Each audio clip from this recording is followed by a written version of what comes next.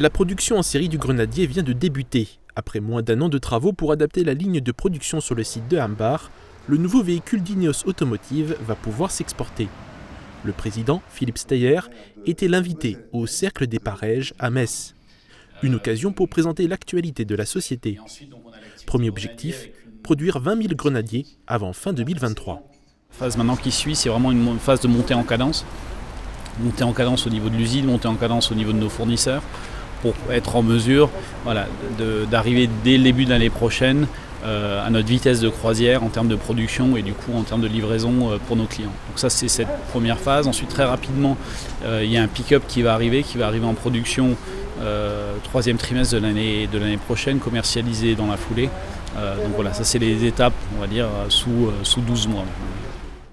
Avec le développement des motorisations alternatives comme l'électrique ou l'hydrogène, la société a fait le choix de produire un 4x4 thermique inspiré du Defender de Land Rover. En fait, aujourd'hui, on est convaincus et les premiers retours et les précommandes qu'on a aujourd'hui le confirment qu'il y a réellement un potentiel pour ce type de véhicule-là. Il y a un besoin pour ce type de véhicule-là, principalement de professionnels qui ont besoin d'un outil de travail et qui vont utiliser le Grenadier comme un outil de travail dans l'exécution de leur activité. On a beaucoup de contacts avec les services d'incendie, avec la sécurité civile. Le carnet de commandes est couvert jusqu'à septembre de l'année prochaine.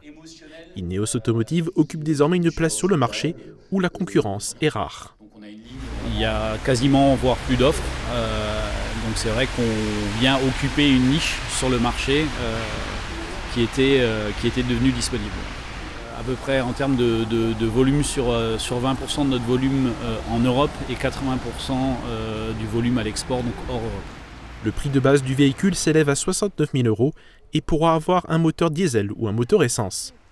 Mais la société souhaite aussi se développer dans les énergies alternatives. En parallèle de ça, on est en train de travailler sur le développement d'un véhicule avec une pile à combustible, donc moteur à hydrogène, qui sera, dont le premier prototype sera disponible début d'année prochaine.